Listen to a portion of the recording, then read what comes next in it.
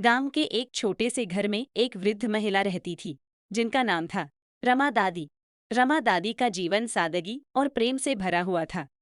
उनके पास एक बहुत ही पुराना रेडियो था, जो उनके जीवन का महत्वपूर्ण हिस्सा था। वह रेडियो उनके दिवंगत पति का तोहफा था, जिसे वह हमेशा अपने पास रखती थी। रमा दादी का जीवन साधारण था, लेकिन हर शाम वह उस रेडियो के माध्यम से दुनिया से जुड़ती थी। गांव के बच्चे भी उनकी कहानियां सुनने के लिए उनके पास आ जाते थे। रेडियो पर आने वाले पुराने गाने और कहानियां सुनकर दादी के चेहरे पर एक खास चमक आ जाती थी। वह हर एक गीत और हर एक आवाज से जुड़ी हुई थी। एक दिन गांव में एक बड़ी तूफान आ गया। बिजली चली गई और रेडियो ने काम करना बंद कर दिया। दादी का दिल टूट गया। उन्हें लगा जैसे उनके जीवन का सबसे महत्वपूर्ण हिस्सा उनसे छिन गया हो। गांव के बच्चे भी उदास थे, क्योंकि अब वे दादी की कहानियां नहीं सुन पाएंगे। एक दिन गांव का एक युवक जिसका नाम था मोहन, दादी के पास आया।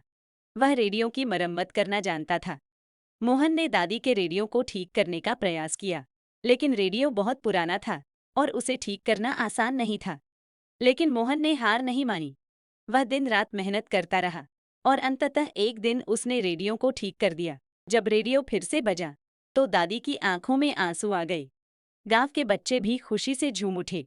वह शाम सबसे खास थी, क्योंकि रेडियो से फिर से वही पुराने गाने और कहानियां गूंजने लगीं। दादी ने मोहन को गले लगा लिया और कहा, बेटा, तुमने मुझे मेरा जीवन वापस दे दिया। उस दिन से दादी का रेडियो फिर से गांव की खुशियों का केंद्र बन गया। दादी की कहानियां और गाने गांव के हर व्यक्ति के दिल को छूने लगे। दादी का जीवन फिर से प्रेम और खुशियों से भर गया और उन्होंने सिखाया कि प्रेम और समर्पण से बड़ी कोई चीज नहीं होती।